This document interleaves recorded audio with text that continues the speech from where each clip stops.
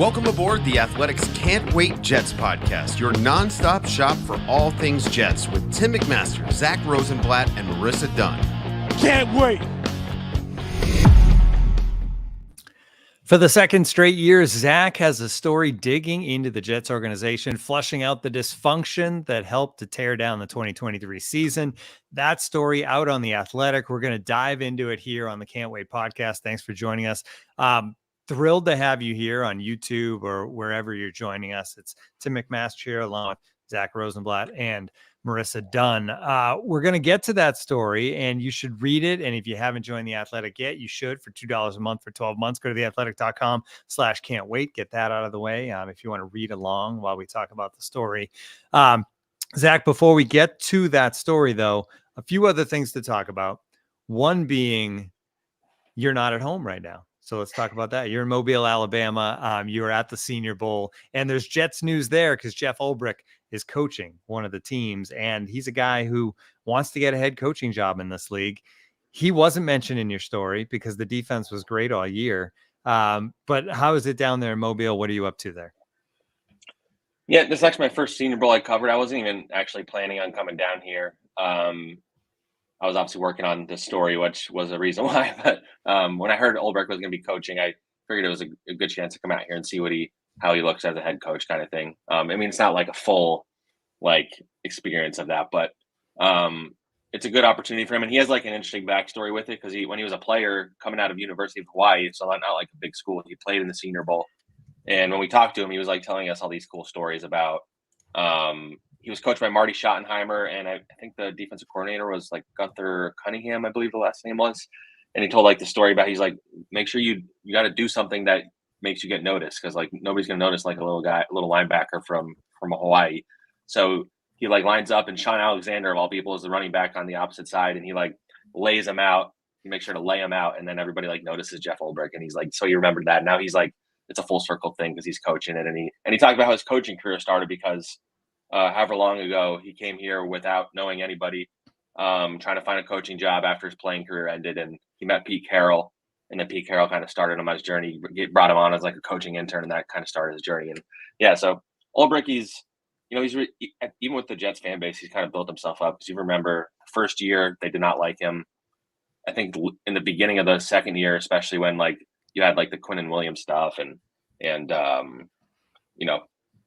I think people were frustrated with the defensive line rotations and the lack of blitzing or whatever, but he's built his reputation up locally, nationally. I think he's getting up there, and he had a really good perspective on the head coach thing. He wants it, but he also knows it's a process in this league.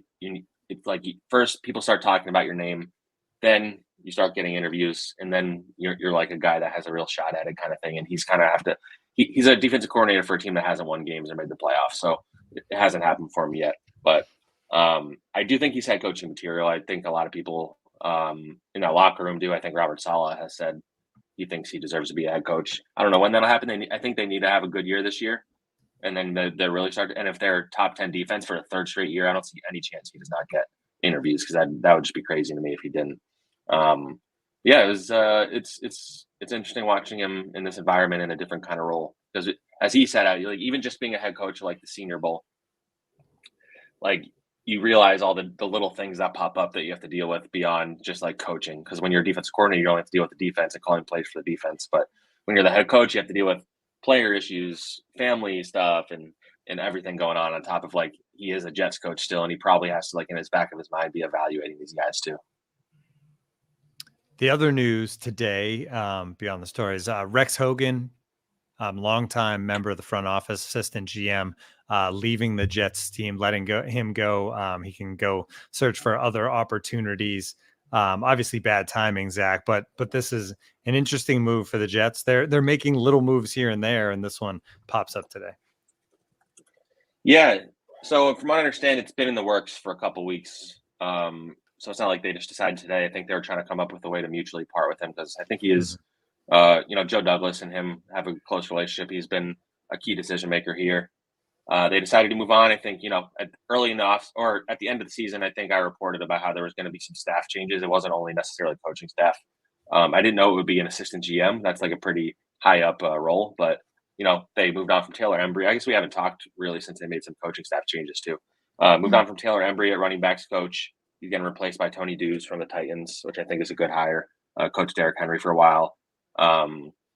And they're hiring Sean Jefferson, who was a former Jets receivers coach, but they haven't necessarily fired Zack yet, which is like very weird. Like I was talking to somebody about it. It just made me think of Office Space. If you guys saw the movie Office Space, or the guy who just kept getting paid and was living in the basement with like the stapler, and then eventually they realized that they were still paying him, so they stopped paying him. And then he like burns the building down, or not saying he's not going to do that, but it just made me think of like a guy that's kind of hanging around. But anyway, so they were going to make some changes.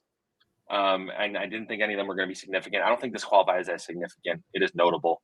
I don't get the impression they'll like hire somebody from outside of the building. Maybe they'll promote somebody from within. But yeah, when you miss the playoffs this many years in a row, and the way things have happened, and some of the talent evaluations they missed on last year, the owner probably wants to make some changes in that way. And so Rex Hogan is a guy that I'm sure he'll land on his feet. He's a guy that's been around the league. He's worked for the Bears, I believe, before. And I've never been here, like I said, but he used to come to Mobile every year. And the fact that he wasn't here this year did seem notable at the time. And then we found out why today. All right. I think we built up the drama enough here to jump into this story. If you haven't read it, that's fine. We'll kind of fill you in on the information as we go. I've broken it down by like characters within the story: Saleh, Hackett, Rodgers, Wilson, basically. But before we get into each of those different kind of segments of this whole thing, the lead quote here is one Jets coach actually saying, "It's just such an effing mess. Something has to change." That kind of the lead quote. Zack, how did the story, it's not just you at the top of the story, it's you and Dianna Russini.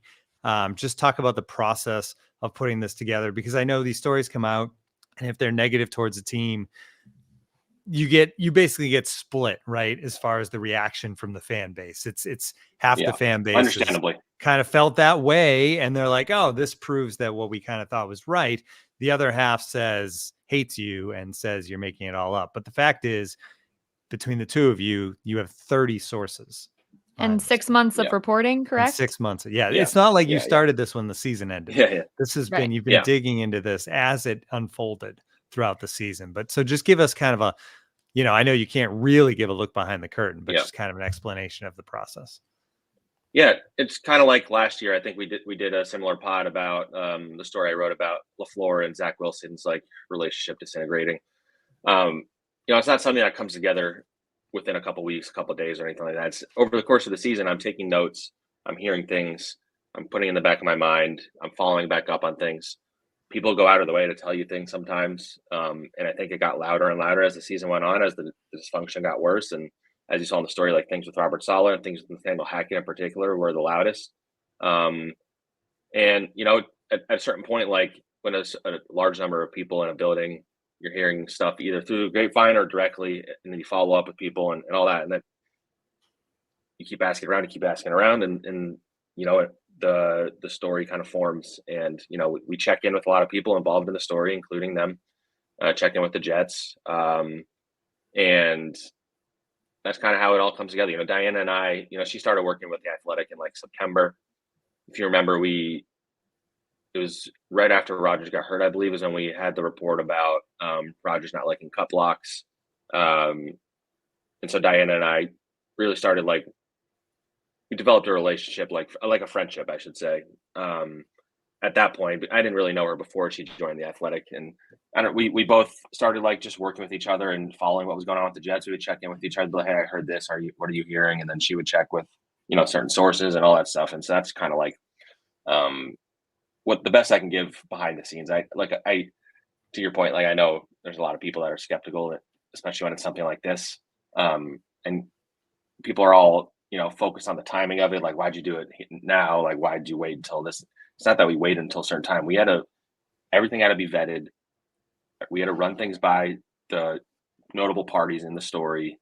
We had to run it through the grapevine at The Athletic and the New York Times and all the people involved with the editors who did a great job editing the story. My original version of the story was over 5,000 words, and it got cut down to closer to 3,000. There's a lot of stuff that's not in there that either didn't pass the snuff in terms of like number of sources, or like we didn't feel great, like 100% sure about certain things, or we followed up people and they shot it down and gave us, specifics about why. Like there's a lot of that goes into these things.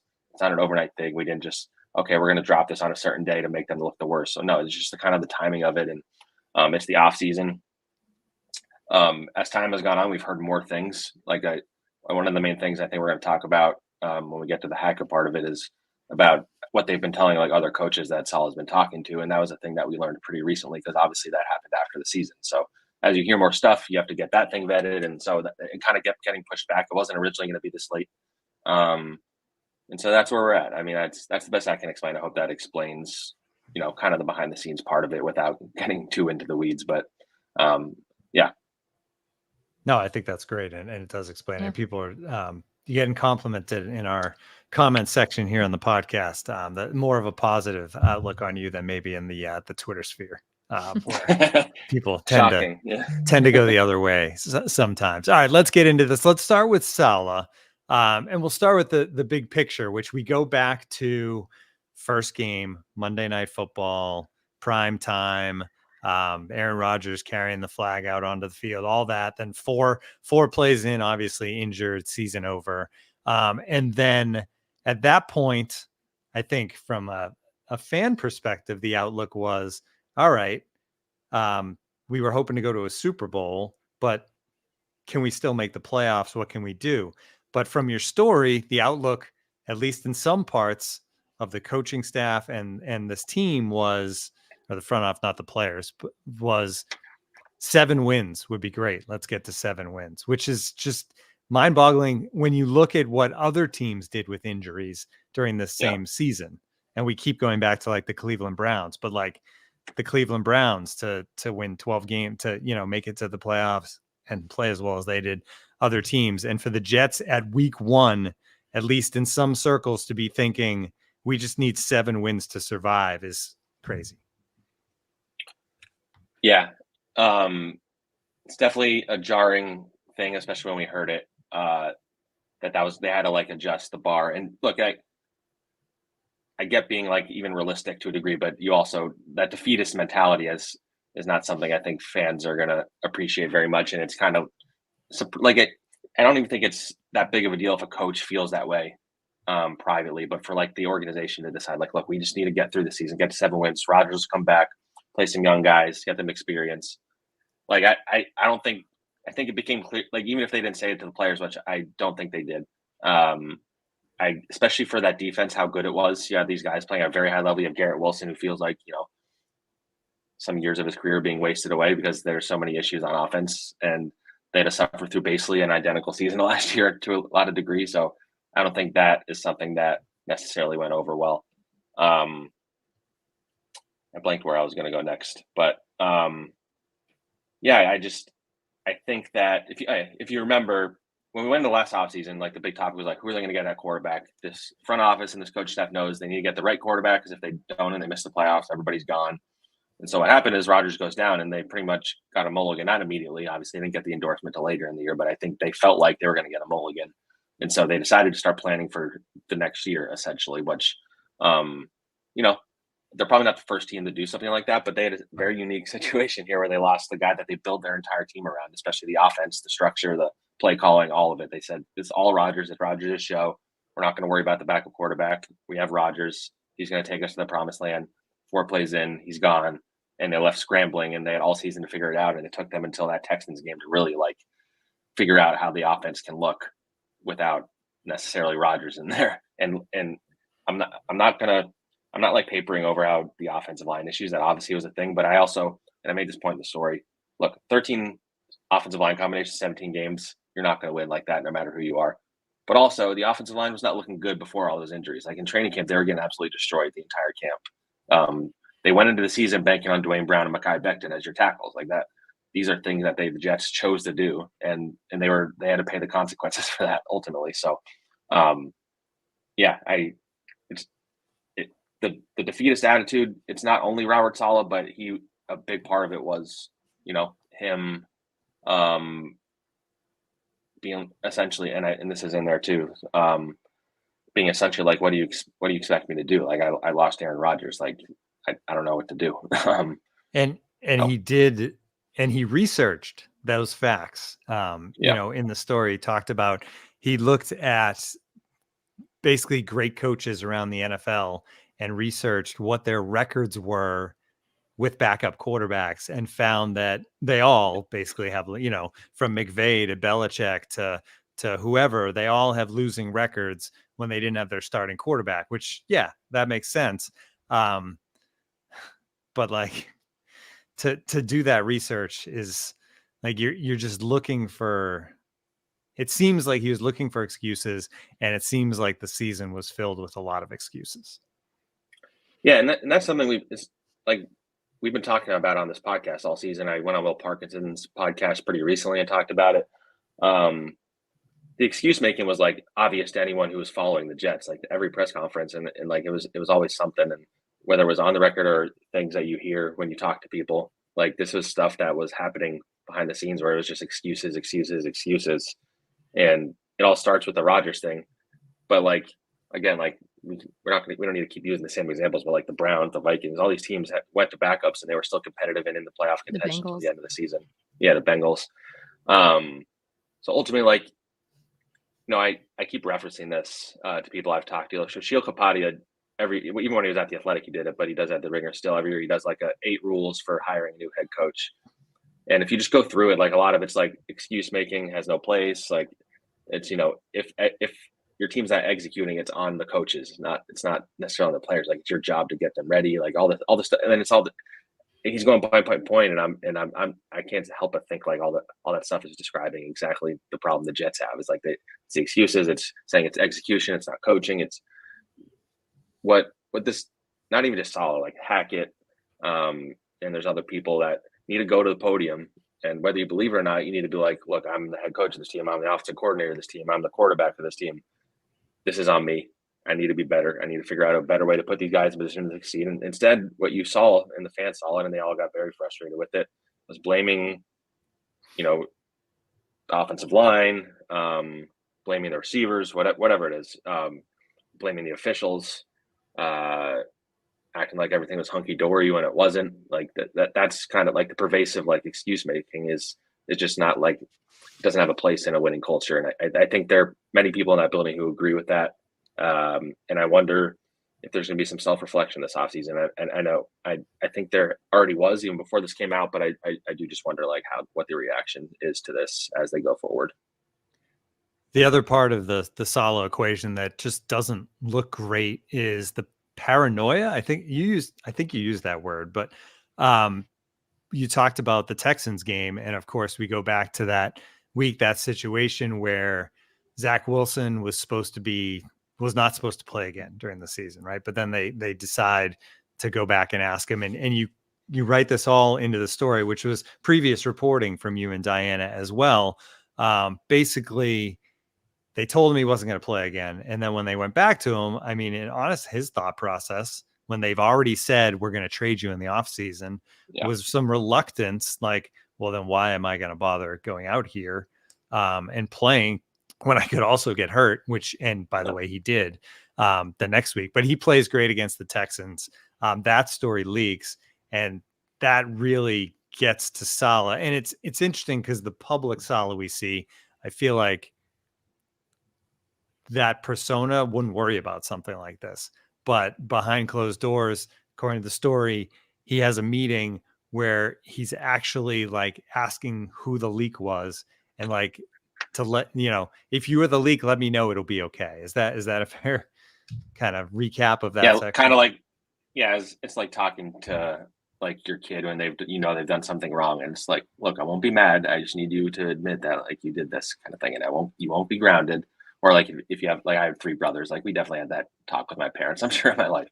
And so I think he's doing that. I think part of it was in response to what Rodgers said on Pat McAfee in light of our Zack Wilson report, where he said that doesn't have a place in winning organizations. It's called the chicken shit. And he said, you know, we need to stop these from happening. And so I think that kind of sent, how I phrased it, like sent him into a little bit of a tailspin. He felt like he had to have that meeting. But what happened from that was the coaches are hearing him focus on this one thing as they're preparing for a game that week. They wound up winning that game against the Texans. The next week was when they really like fell apart against the Dolphins. But like he was just so focused on this thing that I think other people in the building didn't view it as big of a deal as Robert wound up feeling it. And I think I kind of portrayed that in the story. Like the coaches were like, what is going on here? Like he's so focused on this leak. And I get like leaks are bad. Like I 100% get that. Like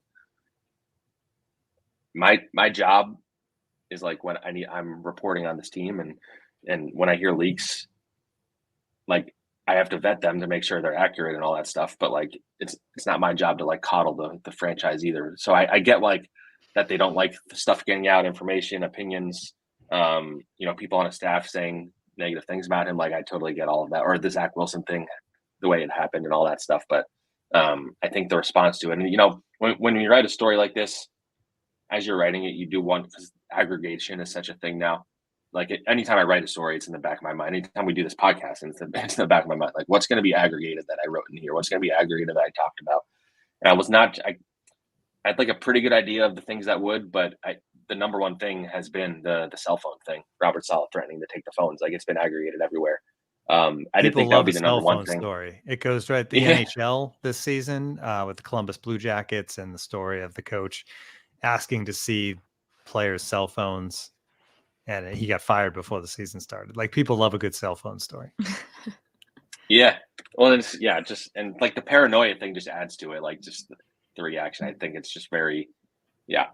So yeah, that when we heard about that meeting, like, yeah, because it was a couple days after our story and all that. So that was a crazy week. That feels like a year ago at this point. This season it's not even a season anymore, but it was such a long season.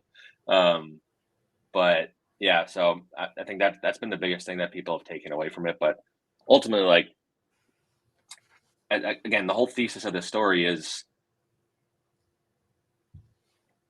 the Jets obviously would have been better with Aaron Rodgers. But I think him getting hurt, like, revealed a lot of like the issues in this organization. It's like when you try and cover up like some leaks and then another one pops up and then try and cover that one up and then another one comes up. It's like all these things are popping up as a result of the Rodgers injury. Like they went all in on him and it backfired because they didn't have like the structure to survive without him. And so I think that's the biggest thing. Like Saleh has a lot he needs to fix. I think there's this misperception that I've always been negative about Robert. I don't think I have. I think last year we gave him a lot of credit for the way he handled all the drama that was going on and how that locker room stayed together. The locker room stayed together this year, by the way. Yep. And I wrote this in the story. He's earned a lot of respect for like everybody feels like they can be themselves in that organization because that's Robert Saleh's message. He wants the guys to lead themselves, and I think that's all very positive and true. And last year, like if you remember in the Zack Wilson story, with LaFleur, like I think Zack and LaFleur maybe came out not looking great in that, but I think the way I wrote it last year was painted Robert as like kind of again like keeping all those leaks from happening, not like reporting leaks like in the metaphor I used before. Yeah. So yeah, they have a lot of things they need to look in the mirror and figure out, and just sort of like the excuse making, the freaking out about things that don't matter, the focusing on the media attention he's getting, and I think I'm not going to advise him how to be an NFL head coach because I couldn't imagine what it'd be like being that in New York. But I can tell you just in life, looking at social media is not healthy. So I would recommend he stops doing that, and maybe that the owner also stops doing that. And I was going to say, to end things on now, then we'll move on to Hackett. Yeah. But the one little tidbit in there also, and there's more in the story. We're not going to touch on everything. So make sure you read the story. But Woody sharing tweets with Saleh that criticized the team. And then Saleh hearing from someone else on the staff that just said Woody takes Twitter as word, as the truth, which is probably true. Yeah. Yeah. So here's what it's not that he takes it as true. I shouldn't say that. That's incorrect. I don't think Woody takes Twitter as truth. I think Woody takes personally criticism on Twitter. Yes. I think that's better. Look, here's what I'll say about that. Like, I know everybody thinks that's funny and is latching onto it. Like the idea that he's looking at Jets Twitter, and Jets Twitter, I'm sure is loving that too, because those people are maniacs. I love Jets Twitter, but there's maniacs on there. Like I don't even necessarily blame Woody for looking at Twitter. Like he owns this team. He's passionate about it. He wants them to be good. And they're losing and the offense is not scoring again. Like for years and years, it's been doing that. So he goes on Twitter. He sees the first 12 tweets he looks at are all people saying, why is Nathaniel Hackett still a play caller? Why isn't Garrett Wilson getting the ball more? Why aren't you throwing the ball at Brees? Like he sees all the stuff that everybody's tweeting about because it's like a lot. And so, I don't know what the conversations are like. Him and Robert Saleh talk a lot. I know that to be true.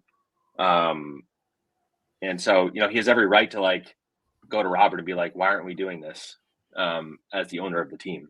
Now, the fact that it's via tweets from other people and reporters and stuff like that, maybe that's not the best way to approach it. But I don't honestly blame him for this as much as like you might think. Like it is like a funny thing to read that like this billionaire NFL team owner is looking at, whether it's Connor Hughes' Twitter feed or it's, Boy Green's aggregations or videos and stuff like that. Like he probably shouldn't be doing all that, but like, I don't blame him looking at like this. For example, this story, I published a story. I'm trying to stay off Twitter because it's a pretty even mix of like toxic and nice and mean and angry and all that stuff. But like you put something out in the world and you want to see what people think about it. It's like if somebody released a movie, I'm sure they're just looking at all the reviews. Like it's human nature to do that stuff. So again, I don't blame Woody for that stuff, even if it kind of is funny on the surface. Yeah, that's totally fair. All right, let's move on to Hackett and his chunk of the dysfunction. And we go back to, let's do this in order of time, I guess. We go back to training camp. And one of the quotes from one coach was, when speaking of the offensive line completely getting dominated by the D-line, he said he'd never seen a unit watch less training camp practice video than the Jets offense. So going all the way back, things weren't working. This O-line was pieced together, obviously. But according to this one coach, they weren't really working on it in the video room to fix it either. Yeah. So with the Hackett stuff, like I think the reaction that I've seen for the most part has been like, it doesn't feel like I think this is what everybody kind of thought was happening with Hackett, like disorganization, lack of attention to detail. Like you saw it on Sundays, like they got so many penalties, there's so many mistakes, guys doing the wrong things. And that ultimately falls back on Hackett. And, it's not like he had a rich history of success as offensive coordinator, as we've discussed on here, and many other people have. His best years were in Green Bay when he wasn't calling plays as the OC. He was not very successful as the Bills OC. He had one good year with the Jaguars where they were more carried about their defense, but Bortles did have a good year that year. Then he got fired, I believe, the next year. The Broncos season was an absolute disaster, obviously, especially in terms of his ability to like run the offense. He first had to like hire like a game management coordinator because they were making so many mistakes, and then he gave up play calling. Like he got fired after 15 games in his first year, which is hard to do unless you're Urban Meyer. So he came here not with an amazing reputation, but he was Aaron Rodgers' buddy, and they work well together. And Rodgers trusts him, and he felt like he can construct the offense with Hackett. But when you remove Rodgers from that equation, then you have a little bit of a mess, and that's kind of what played out. It's what everybody maybe expected, and maybe it was worse than anybody thought it would be. But yeah, and that's kind of like leads into the thing I alluded to earlier. Like they've talked to coaches about adding them to the offensive staff with the idea that he wouldn't necessarily be the main play caller anymore, that it would be like a collaborative effort, which if you look at recent history in NFL, that doesn't usually work. The Eagles did it when they forced Doug Peterson to fire some of his coaches, and he was gone a year after that. I'm sure there's other examples I'm not thinking of, but when you have so many cooks in the kitchen, it doesn't really work usually. But I think that as long as they have the main cook, the main chef, Aaron Rodgers, I feel like the rest of it doesn't necessarily matter as much. Well, and if you're talking about collaboration from the story, it sounds like something that Hackett struggled with as well. Lacking attention to detail, but you're saying that he met with Keith Carter, Todd Downing throughout the week, but then the meetings with the other coaches about game plan and whatever's coming up were last minute thrown together type things. So to think they're going to change the setup and make it more collaborative, it doesn't sound like that's a strength. Yeah. Well, and I think maybe that would be the idea of you bringing in another coach to maybe help with the organization and maybe make the lines of communication better. I don't think Hackett's the only one that operates like that. I think a lot of times these play callers, especially the offensive play callers, they think that they know everything that needs to be done. They not even necessarily out of selfishness. Like they've gotten to this point and they want to run their offense the way they want to run it, and they involve the rest of their coaches as they see fit. But I think like a bad communication is between the coaching staff is going to lead to bad communication on the field between the players and the coaches. Because if not everybody knows what they're supposed to be doing, where they're supposed to be, like that's why you get a team that had the most pre-snap penalties in the NFL. So, yeah, I think it was around week 11 is when they transitioned to like playing all the younger guys.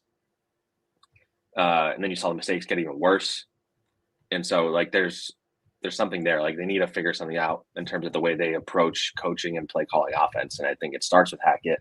I don't know if that's him ceding power or control of the offense or what that looks like, but the offense, again, the offense was bad. Like Michael LaFleur has aged pretty well if you think about it, because the offense was really bad 2 years ago, but it wasn't like sloppy. It wasn't a sloppy mess. It was more like the quarterback wasn't playing well, and the receivers couldn't stay healthy or whatever. And the O-line was the O-line. But I don't think anybody questioned like the play designs or like maybe they questioned some of the decisions LaFleur made. But anyway, I don't think anybody thought the offense would get worse, and then it did in pretty much every category. So obviously, fixing the offense is the number one priority. It's the offensive line, it's receiver, it's backup quarterback, it's backup running back. They have a lot of moves to make there, and that's going to be the story of the offseason. I think the one other thing we can get into with Hackett, there's a lot more on Hackett in the story, but I don't want to give away everything, Zach, because I want people to read it. But this one stood out, and I think when you talk about aggregation, probably gets grabbed quite a bit, is during training camp, often Hackett was heard saying, well, that's what Aaron wants to run, basically throwing it that way. And that he would send a call in, play in, Aaron wouldn't like it, and they would basically reset the offense and do what Aaron wanted to do, which it's great they have a strong relationship. You classified it as a frat brother vibe, I think, relationship. That's probably not the strongest, but it's good that quarterback and offensive coordinator get along. But at the end of the day, I think in practice, at least, you should be running what the OC wants. Like, it's one thing to audible during the game, right? As the quarterback, this is what I'm seeing. But like in that stance, to just reset and run whatever the quarterback wants, it probably didn't set a great vibe for this offense overall. Well, so how I would reframe that is he would say that's what Aaron wants. Like he would to like tell the other coaches, like, look, this is what Aaron wants, so we're going to call this, even if they would fight with him. And then Aaron would be like, no, I don't want to run that. And that's kind of like, but like, again, like it's especially in camp when you want to like just have the operation working and this is a new offense, new quarterback, all that, like that's definitely not good. But when the season was going to come around, Aaron was always going to change stuff at the line. Like he did that even with LaFleur, the other LaFleur. I think there was more of a structure there where he wasn't able to do as much like audibling at the line. But Aaron's whole thing is he wants complete control of everything, and it's hard to blame him. Like he's a great, like that's the part that shouldn't be lost in this. Like I think even at 40, I still think, I mean, who knows what he looked like after the Achilles, but before the Achilles, I thought he was going to be very good. I still think he's an amazing thrower of the football, and he has a great brain and all that stuff. There's a reason why he's won 4 MVPs and a Super Bowl and all that. So I don't blame them for giving the organization to Rodgers. I don't even blame them for letting him take over the offense, all that stuff. It just like they didn't have a backup plan is the problem in it. And some of the sloppiness in training camp, like it's hard to overlook that when you think about like what they looked like when he went down. Anything else on Hackett? I feel like I think we covered pretty much everything on him. Yeah. All right. So Rodgers, that transitions nicely into Rodgers. Said in the story, direct line of communication with Joe Douglas. How normal, rare is that for an NFL quarterback to have that sort of communication level with the general manager? Yeah. So what I would say is star quarterbacks definitely have like a line of communication to the GM. It's not uncommon for like, I keep saying like a lot. Somebody just pointed that out. Now I can't stop hearing it. But it's not uncommon for a GM to go to a star quarterback, whether it's Josh Allen, Lamar Jackson, Tom Brady when he played, Peyton Manning, to be like, what do you think about us signing so-and-so? Like that's not uncommon and it's totally fine. What's more uncommon is Aaron Rodgers being like, I would like to play with these 5 players and the Jets pursuing them sight unseen almost. Like they paid, Alan Lazard way too much money. I think everybody knows that, and they probably knew it in the moment, frankly. Dalvin Cook paid him too much money. Brought in Billy Turner as your swing tackle. That didn't work out. Tim Boyle as one of the backup quarterbacks. That didn't work out. They wanted to sign Odell Beckham. He got paid $15 million to get like 500 receiving yards and barely play in the playoffs. David Bakhtiari, like he was injured most of the year. Like there's a reason why the players aren't the general managers. I don't think there's an issue. Like what somebody said to us from another team was the Packers didn't give them enough say. The Jets gave them too much. Like you need to be in the middle somewhere. And I think they learned their lesson this last offseason. We'll find out this offseason. I do think they've learned their lesson. Like I don't think they're going to go and sign David Bakhtiari and AJ Dillon and like all those things. Maybe they sign one of them or something like that. I don't think I was going to say they do need a Yeah. tackle or two. They do, but he's unless he's going to come as your swing tackle or he comes very cheaply, I don't think that would be a great move because he's very hurt. But yeah, so he had a lot more say. He had a lot of say in the offense. He had a lot of say in a lot of things they did. And again, I do not blame them for going all in because this is the Jets. They've had bad quarterback play forever, and this is the best quarterback talent-wise that's probably ever walked in their building. And so they were fawning over him and all that stuff, and but they needed to throttle it back a little bit now. And he can be the leader of the team. He can be almost the assistant head coach if he has to be. But they should not be relying on him for their decisions. Because I've talked about this with some people in Mobile, however you say it. I think Joe Douglas, I know a lot of fans are down on him, and for good reason. He's had some really big mess ups, especially on the O-line.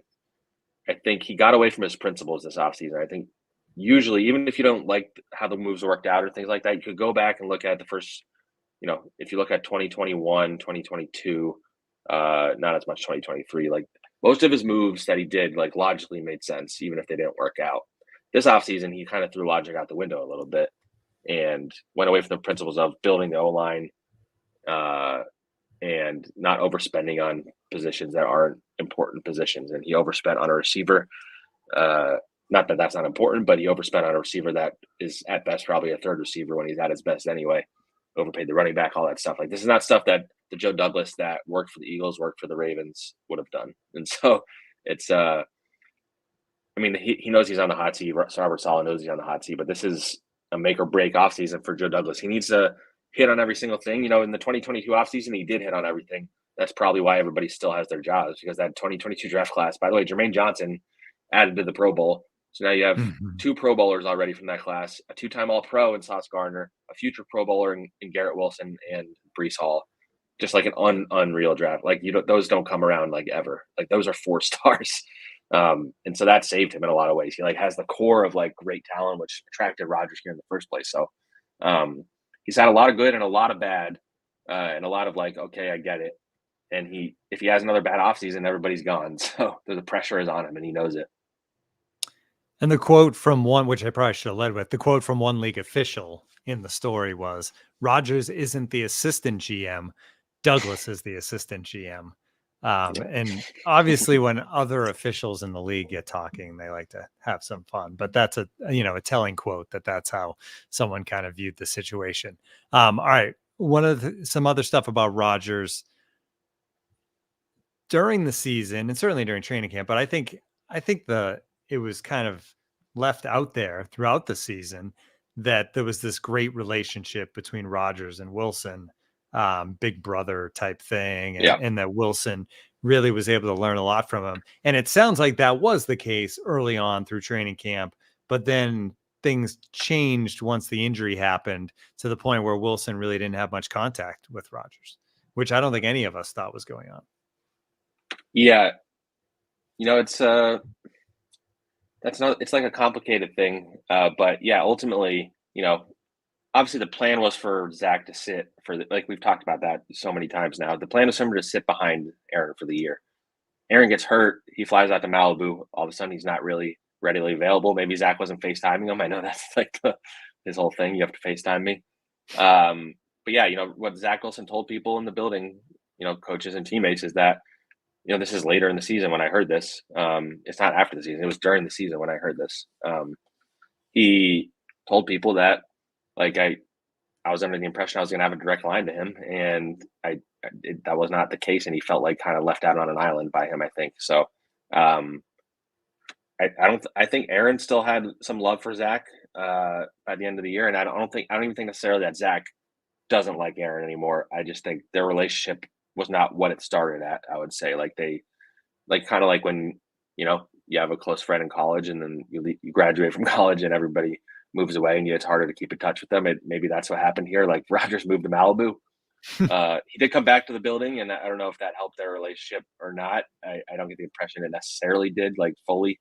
I think Zack was pretty tapped out by the point that Rodgers came back. But yeah, that's why when Robert Saleh had Rodgers call Zack to try and convince him to play when he was reluctant to, Zack still wasn't like going to do it until the athletic report came out. So yeah, it's an unfortunate product of what happened, because I think they really wanted Zack to learn from Aaron, and now we're going to head towards an offseason where Zack's probably going to get traded. Don't know what they'll get for him. Probably a day 3 pick. I do think there's going to be interest. Maybe not like a lot of interest for a number 2 overall pick, but I think that Texans game, he showed enough of a flash where a team is going to buy into the talent, because there is talent there. He has a lot to work on in terms of processing and all that good stuff. But there's going to be a team that trades for him. I don't know what it's going to be. I don't know when it's going to be, but I think he's going to get traded. And that spins things to Wilson, which at this, I think we've actually covered a lot of the Wilson stuff. A lot of it was the stuff with Rodgers, and the fact, that he said he was likely to decline the offer to return to the lineup because of the conversation he had already had with Saleh, right, about the fact that he would be traded, and also the Jets' offensive line. The 3 previous people we talked about mostly here, Saleh, Hackett, and Rodgers, there's definitely negativity in the story. I don't think there's that for Zack. I mean, Zack almost comes out of this as like just an unfortunate situation, right? Yeah. And that's, our Zack Wilson report was pretty divisive. And there was some stuff we weren't able to report at the time, not getting too into the weeds, and we were able to report more of it this time. And so we got the full breadth of what happened. And yeah, so I don't think this vindicates him by any stretch. I mean, he still was refusing to play as an NFL player, which I think is notable, and it's going to be something that he's going to get asked about by other teams or whatever, if they have the ability to talk to him before he gets traded to them or when he gets traded to them. But ultimately, yeah, like this, everybody knew going into this season, actually, like after last season, that like Zack's career was winding down. I mean, he got benched multiple times last year, and they publicly pursued a bunch of guys. Like, so I'm very curious to see how Zack's career plays out. If he ever like has a tell-all with somebody in an interview, I don't think he will. I don't think he's that type. Maybe his family will, but maybe down the line he'll write a book or something, and I'll be very fascinated by that. But yeah, I mean, I have nothing against Zack Wilson. I know that's a perception when a negative story gets written or whatever, but I do not have anything against him. I don't think he's a bad person by any stretch. I think he's young and got thrown into a situation that he didn't have a great, it wasn't a great environment. And I don't know if this market was great for him ultimately, but I think he has an NFL career, and he might have a long NFL career. Maybe it's as a backup, but I don't think he's done playing football. I mean, I think a year ago we thought of Zack as, obviously drowning as far as the playing goes, but an immature guy maybe that did some dumb things. I think that narrative kind of changed this season. I think he matured a lot. At least that's what was put out. That's how he came across. So, credit to him for that. He handled all of this, I think, as well as you could. I don't put anything negative on him for not wanting to play with that report. And then obviously once that report comes out, if you're the player, you're probably going to play, right? Because you don't want that kind of out in the world. So to me, it all makes sense. And yeah, I always root for guys that have tough runs with one team to have success somewhere else. And I think strangely, I think Jets fans think that way too. I think they still hope Sam Darnold finds. I was about to say Sam Darnold in the Super Bowl. I mean, come on. Yeah, in the Super Bowl. As Connor always tweets, Mike McCagnon knew. Yeah. Yeah, exactly. And there was actually a Sam Darnold is in the story as well. But we won't talk about that one. We'll let people read the story to get you. Check out the story. It's really well done. Whether you don't like Zack anymore because he spoke the truth about what was going on in this organization, or you respect him more for getting it out there and proving to us all that everything we thought was true. Either way, read the story because it's great. Zack, good job on it. And Dianna, obviously, as well. Yeah. We wanted to get Dianna here. She's obviously doing a million things at once all the time. I don't even know how she does it. But we worked on this for a while, and I know it's controversial, but I appreciate everybody reading and giving feedback. And I don't know when we're gonna do another pod hopefully soon, and we'll have some like off-season stuff to cover. But we wanted to come on and just like talk about this story because it's obviously a big talking point today. All right, that's going to do it for this edition of the Can't Wait podcast. For Marissa Dunn and Zack Rosenblatt, I'm Tim McMaster. Thanks for tuning in.